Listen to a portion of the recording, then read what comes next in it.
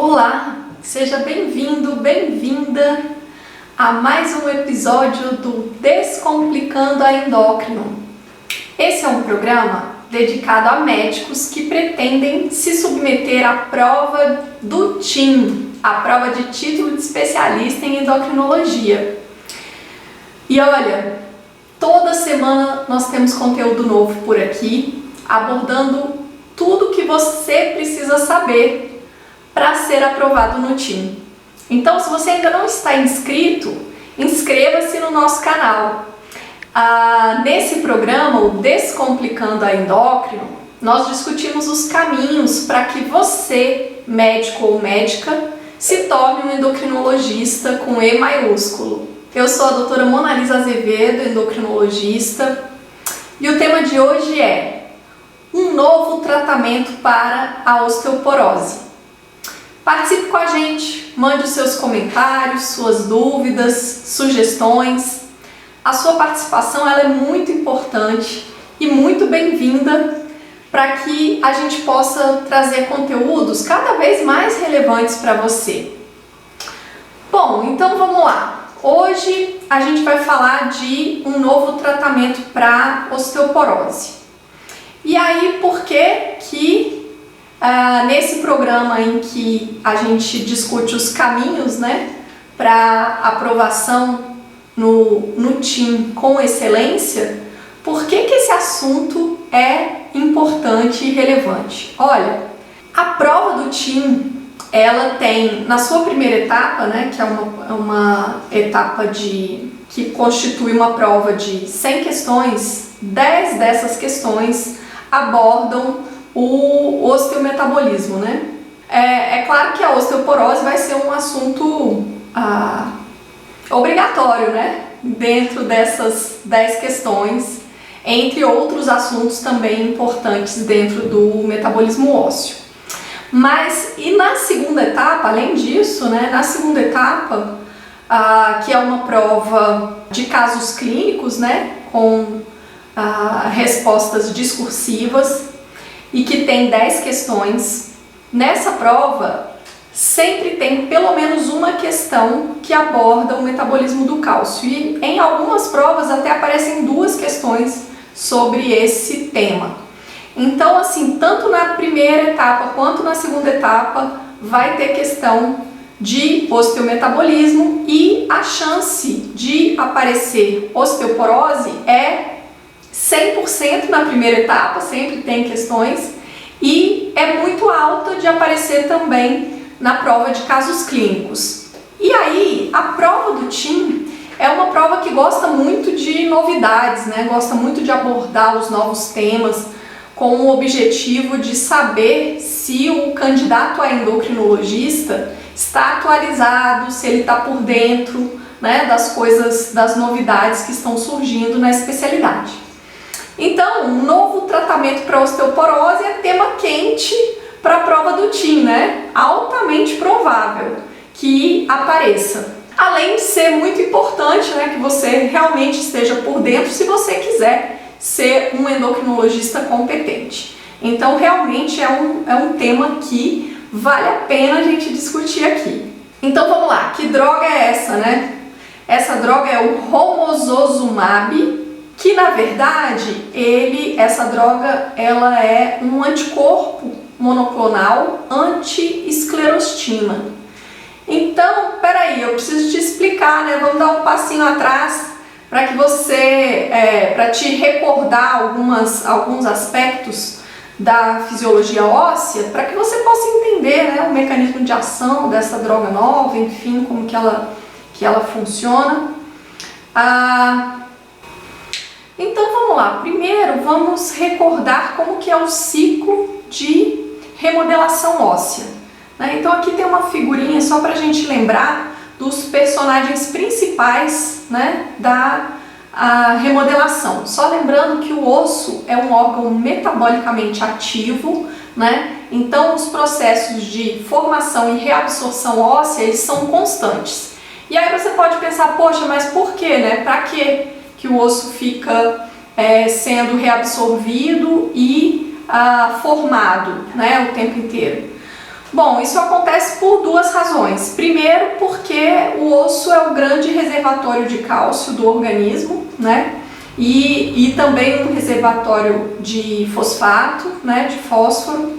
Então, essa reabsorção óssea, ela é importante para prover, né? Esses íons para a circulação periférica. E segundo, porque essa remodelação permite que os ossos, aquelas regiões ósseas mais enfraquecidas, mais envelhecidas, sejam substituídas por um osso mais novo e mais saudável. Então isso acaba preservando o esqueleto, né? Mantendo a estrutura óssea sempre renovada. Então, quais que são os principais atores dessa remodelação, desse ciclo, né? Então a gente tem 3 tipos celulares. A gente tem os osteoclastos, que são as células responsáveis pela reabsorção de osso. Nós temos os osteoblastos, que são células responsáveis pela formação de osso. E nós temos os osteócitos, que também tem uma atividade metabólica, embora bem menos importante, e que participam da estrutura da matriz óssea. Então, só para a gente recordar rapidamente, né? Então, o osteoclasto, ele migra para uma região de superfície óssea em repouso, né? Na verdade, ele migra na forma de pré-osteoclasto. E aí, chegando ali, ele vai ser diferenciado a um osteoclasto ativo e essa célula inicia a reabsorção óssea. Num segundo momento, a gente tem a migração de monócitos para essa região e, na sequência, chegam os osteoblastos, os agentes de formação óssea. Sendo que eles também chegam na forma imatura, né, na forma de pré-osteoblastos, e aí eles vão ser diferenciados a osteoblastos, que vão então promover a formação óssea. E aí, uma vez que os osteoblastos vão depositando a matriz óssea, essa matriz óssea vai sendo calcificada e os osteócitos vão se estruturando ali naquela matriz óssea neoformada. Então, resumidamente, é assim que funciona o ciclo de remodelação óssea. E aí agora vamos pegar um detalhe, né, uma parte desse processo e vamos conhecer um pouquinho mais a fundo. Então, olha, eu tinha falado que os osteoblastos, né, eles vão migrar na forma de células imaturas. Então eles vêm como células da medula, né, células mesenquimais da medula. Essas células são diferenciadas em pré-osteoblastos. Os pré-osteoblastos, eles vão então ser diferenciados a osteoblastos maduros, que são as células que realmente vão promover a formação de osso novo, né? A neoformação óssea. E aí o que acontece? Eu também falei que os osteócitos estão aqui, né, na matriz óssea, fazendo inclusive, compondo a estrutura, né, óssea. E eu falei também que os osteócitos também são metabolicamente ativos. Então, o osteócito, ele produz uma proteína chamada esclerostina.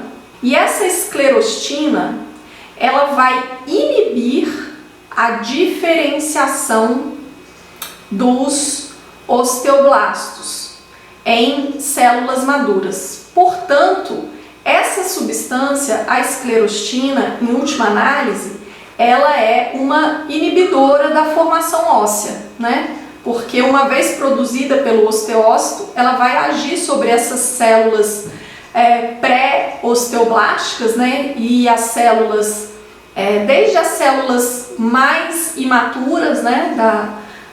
As células da medula, passando pelos pré-osteoblastos. Então, assim, impedindo impedindo a diferenciação, né, impedindo esse caminho até a formação de células maduras. E aí, dito isso, eu vou te mostrar também rapidamente como que é o mecanismo celular, né, como que a esclerostina inibe a diferenciação de osteoblastos. Então, é assim, olha, a diferenciação osteoblástica, ela é mediada pela ativação do sistema Wnt, que é o sistema da beta-catenina, que passa pela ativação do receptor da via de sinalização Wnt. E aí, o que acontece? Quando esse ligante Wnt se liga ao receptor, essa ligação permite que a beta-catenina, que estava estocada em proteassomas no citoplasma, essa ligação do Wnt aqui permite a liberação dessa beta-catenina. E aí a beta-catenina, estando livre no citoplasma, ela é capaz de entrar no núcleo e regular a transcrição gênica, promovendo diferenciação osteoblástica, ou seja, transformando aquela célula mesenquimal em pré-osteoblasto e transformando o pré-osteoblasto em osteoblasto maduro. A esclerostina, que é aquela proteína produzida lá no osteócito, quando ela chega aqui nessa célula, nesse pré-osteoblasto, né, nessa célula precursora de osteoblasto, o que ela faz? Ela se liga ao receptor do Wnt e com isso ela impede que o Wnt ative a sinalização intracelular e com isso ela impede a migração, né, da beta-catenina para o núcleo. Portanto, quando a esclerostina está presente, não há ativação, né, da via de sinalização Wnt e, portanto, a beta-catenina fica presa dentro dos proteassomas lá no citoplasma e, portanto, impedida de promover a transcrição gênica e levar à diferenciação. É por esse mecanismo intracelular que a esclerostina impede a diferenciação dos osteoblastos e, portanto, acaba inibindo a formação óssea, né? Porque se você tem menos osteoblasto maduro, você vai ter menos formação óssea. Bom, dito isso, vamos à nova droga para tratamento da osteoporose, que é um anticorpo monoclonal específico para a esclerostina. Então, é um anticorpo anti-esclerostina. Essa droga, então, é o romosozumab. E aí, só fechando o raciocínio, eu coloquei outra figurinha aqui para te mostrar. Então, o osteócito, ele produz a esclerostina, né? E a esclerostina é aquela proteína que impede a sinalização da via Wnt.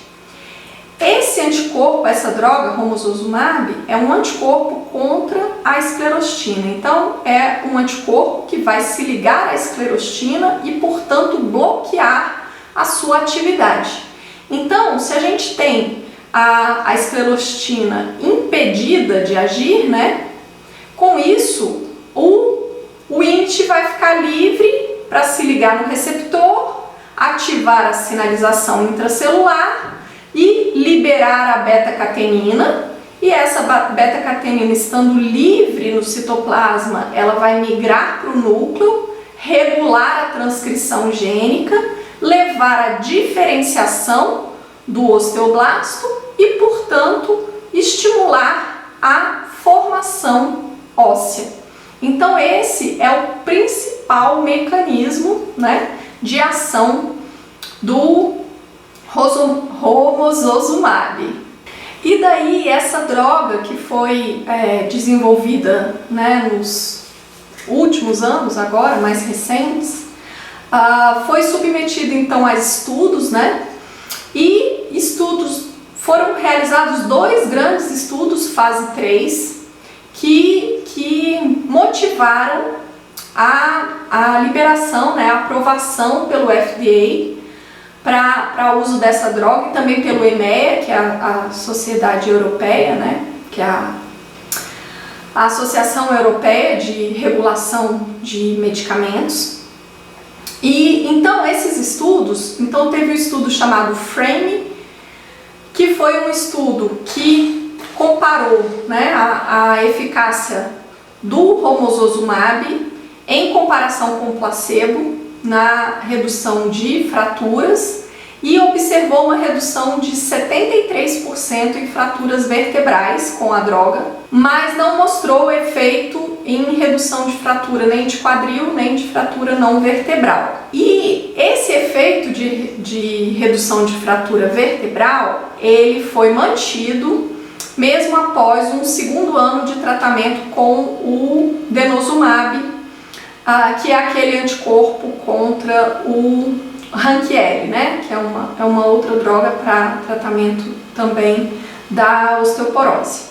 E o outro estudo, que é o estudo ARC, ele comparou a droga romosozumab com o alendronato. E ele mostrou uma redução de fratura vertebral de 48%, redução de fratura de quadril de 38% e redução de fratura não vertebral de 19%. Então foi um resultado bastante expressivo, né, de eficácia. No entanto, o grupo que usou o romosozumab teve uma taxa de eventos cardiovasculares que foi levemente maior do que no grupo que usou alendronato. Então esse aspecto chamou atenção, né, para as agências regulatórias e por isso a droga não é recomendada para pacientes de risco cardiovascular. Mas ela foi liberada pelo FDA e pelo EMEA, como eu falei, então ela já está disponível, né, nesses países. Aqui no Brasil a gente ainda não tem. Inclusive o próprio guideline da Endocrine Society sobre tratamento da osteoporose pós-menopausa foi atualizado agora em 2020, porque havia sido publicado um guideline em 2019, antes, né, da conclusão desses estudos e, portanto, antes da aprovação. E aí, esse guideline foi atualizado em 2020 para contemplar essa medicação no rol de possibilidades para o tratamento da osteoporose. E aí, como que ficou? Então, como essa substância, pelo mecanismo de ação que eu te expliquei, na verdade uma droga que estimula a formação óssea, então ele é um agente anabólico, né? E daí está indicado para mulheres na pós-menopausa com osteoporose com risco muito alto de fratura. Quem é essa paciente, né, de risco muito alto? É aquela que tem osteoporose grave, então tem um T-score menor do que -2,5 e a presença de fraturas, ou então é uma paciente que tem múltiplas fraturas vertebrais. E aí o tratamento, ele é autorizado para ser feito por até 12 meses, para redução de fraturas vertebrais, de quadril e não vertebrais, numa dose que é aplicada pela via subcutânea mensal. E vai estar contraindicado, então, como eu falei, para mulheres com alto risco cardiovascular. Então, dito isso sobre essa nova droga, você quer ver como que isso cai na prova do TIM? Eu te falei que cai, né? Você quer ver como? Olha só, caiu na prova de 2019. Na figura abaixo, a substância A produzida pelo osteócito. Então já vai ligando na mente, né? O osteócito produz esclerostina, né? A substância A produzida pelo osteócito inibe a atividade osteoblástica e estimula o osteoclasto. Sim, isso é verdade. A esclerostina, ela inibe, né, a diferenciação do osteoblasto e ela também tem uma ação estimulatória sobre o osteoclasto, embora bem menos importante. uma nova classe de droga, B, para o tratamento de osteoporose, atua bloqueando a substância A. Quem é que bloqueia esclerostina? É o anticorpo anti-esclerostina, conhecido como romosozumab. E aí ele pede para você dizer quais que são, ou melhor, deixa eu ler aqui mesmo. As letras A e B podem ser substituídas respectivamente por esclerostina e romosozumab, então a resposta correta seria a letra B. Então, e aí hoje nós falamos sobre um novo tratamento para osteoporose, né? O anticorpo anti-esclerostina, que é um assunto quente para a prova do TIM, né? Já que osteoporose é um assunto que sempre está presente na prova, novos tratamentos, novas abordagens são assunto que a prova gosta muito de contemplar, né? Sempre aborda. E aí esse novo tratamento, inclusive com o adendo, né, ao guideline da Endocrine Society, que saiu esse ano de 2020. Então existe grande chance desse assunto ser cobrado na prova. E se você tem dúvidas, comentários, sugestões, participe aqui. A sua participação ela é muito bem-vinda e nos ajuda também a enriquecer os conteúdos e a trazer as informações mais relevantes para você. E olha, se você tem um colega médico que também está interessado em se tornar endocrinologista, compartilhe esse conteúdo com ele. Porque pode ser valioso para ele também. Eu sou a doutora Monalisa Azevedo e esse foi então mais um episódio do Descomplicando a Endócrina. Toda semana a gente tem episódio novo, então inscreva-se no nosso canal. Um abraço e até a próxima!